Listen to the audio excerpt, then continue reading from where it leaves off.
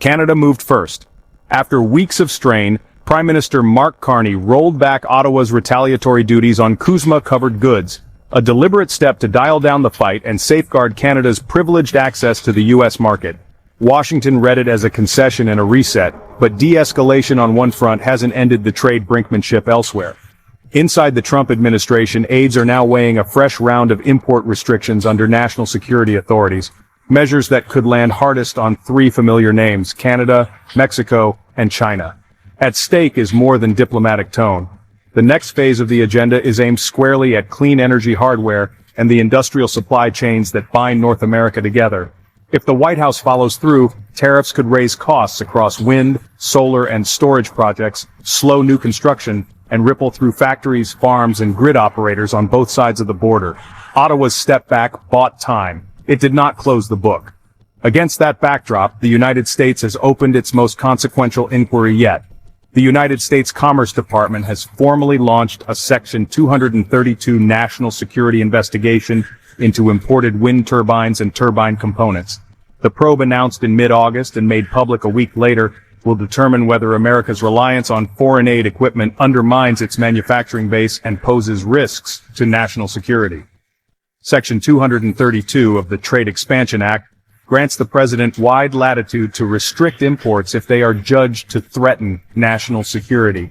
The inquiry could ultimately lead to new tariffs on wind energy equipment at a moment when the country is wrestling with how to meet growing energy demand while maintaining competitiveness in global clean energy supply chains.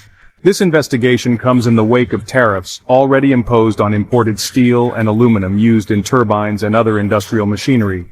Earlier in August, the administration set duties of 50% on many of those materials, directly raising costs for turbine manufacturers who rely on steel towers and aluminum housings.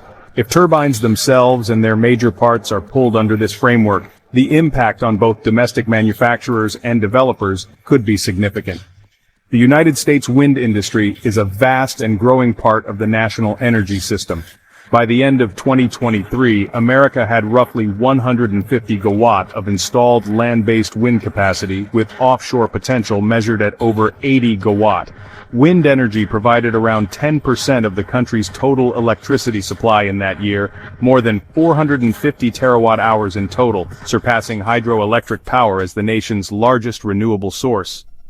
The industry supports over 125,000 jobs ranging from factory work to engineering, logistics, and construction. Since the turn of the millennium, nearly $330 billion of private investment have flowed into American wind projects, including $10 billion committed to new developments in 2023 alone.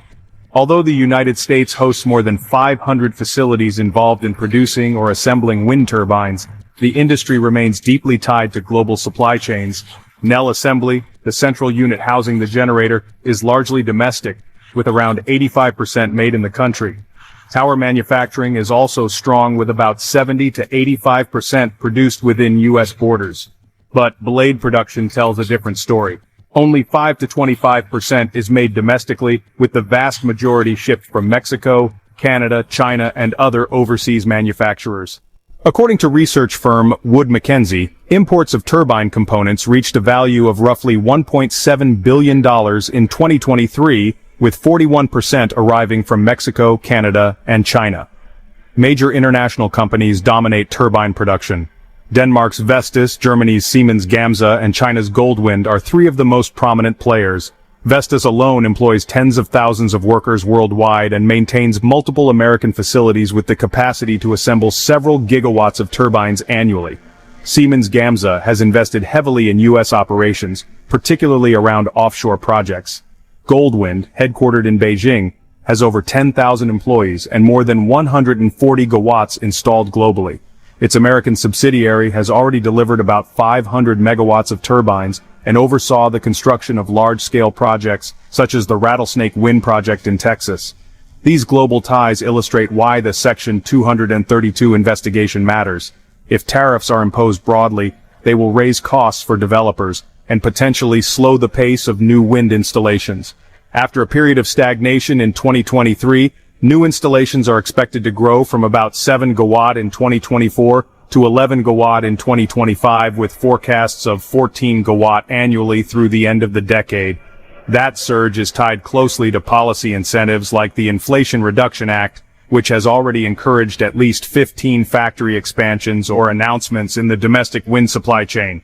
Firms such as AOSA, General Electric, Vernova, and Vestas have all committed to new facilities or upgrades to meet anticipated demand. President Donald Trump's posture toward renewable energy has been sharply critical. He has repeatedly argued without evidence that wind turbines kill large numbers of birds and whales, while also lamenting that they spoil the views near his golf properties. Since returning to office, he has taken tangible steps to curb wind development. On his first day back, he indefinitely halted the sale of new offshore wind leases and paused the permitting process for all wind projects on federal lands and waters. Earlier this summer, he declared that neither solar nor wind projects would be approved if they were judged to hurt farmland or raise consumer energy prices. His administration has emphasized a push for fossil fuels and nuclear power, even as many states and utilities are charting independent paths toward clean energy expansion. The broader Trump trade agenda provides the context for this wind turbine probe. Over the past year, his administration has imposed duties on steel, aluminum, copper, and automobiles, citing unfair trade practices and national security grounds. Investigations are also underway into pharmaceutical imports, semiconductors, commercial aircraft, critical minerals, and lumber. The addition of wind turbines to this growing list signals the White House's willingness to extend tariffs across nearly every major industrial sector. While the administration insists this will bolster domestic production, many businesses warn it could raise costs and introduce new bottlenecks into supply chains. The potential consequences for the clean energy transition are already becoming visible. According to the Financial Times, nearly $19 billion in renewable energy projects have been scrapped since January as a direct result of policy reversals, halted leasing, and tariff uncertainty. 11 companies in the sector have filed for bankruptcy, and investment in clean energy fell almost 20% in the first half of this year. Offshore wind in particular has been hit hard. Developers such as Ørsted, the Danish giant, have struggled with financing and even launched a rights issue worth more than $9 billion to stabilize their balance sheet. Equinor, the Norwegian energy firm, reported that delays and pauses on U.S. projects were costing the company more than $50 million per week. In total, about 5.7 GW of planned offshore capacity, representing projects worth around $30 billion, hang in the balance. Beyond turbines themselves, tariffs are hitting other clean energy components. Import duties on battery storage systems, electrical subsystems, and supporting equipment have climbed to between 10 and 49%, with lithium-ion batteries facing potential total tariffs as high as 82% by 2026.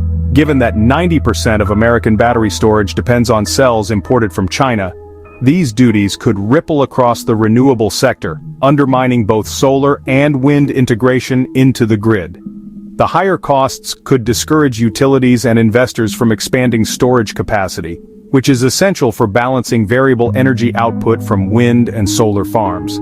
The stakes of the wind investigation are not confined to corporate balance sheets. Rural communities across the Midwest, the Great Plains, and Texas rely heavily on wind energy projects for tax revenue, jobs, and land lease payments. Counties with wind farms often use the income to fund schools, roads, and emergency services. If projects slow or are canceled, these local economies will feel the immediate impact.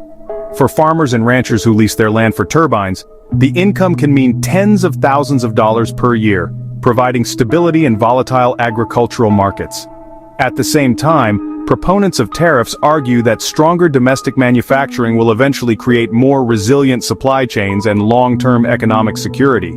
They note that wind and solar technologies are increasingly essential to the modern grid, making dependence on foreign suppliers, especially those in China, a potential strategic vulnerability. Advocates point to how the pandemic revealed weak points in supply chains for semiconductors, medical equipment, and critical minerals. Applying tariffs and trade protections to clean energy equipment, they argue, may avoid similar disruptions in the future. Still, the immediate challenge is clear. America's clean energy sector is at a crossroads. The nation has invested hundreds of billions of dollars and built more than 150 gigawatts of capacity. But sustaining that momentum requires predictable policy and access to cost-effective components. Tariffs and permitting halts may protect some domestic manufacturers in the short term, but they also risk derailing the very build-out that federal and state climate targets depend upon. With electricity demand rising and climate-driven extreme weather putting new pressure on the grid, the outcome of this investigation will carry weight well beyond the wind industry. For now, the American wind industry faces a period of uncertainty. Developers, manufacturers, and local communities are left to weigh the promises of domestic manufacturing revival against the risks of rising costs and slowing growth. The decision could determine whether the United States remains on course toward a renewable future, or whether trade policy stalls the industry's expansion at a critical juncture. Thanks for watching. We rely on your support. Please like and comment to help more people find us. And don't miss the next video we picked just for you.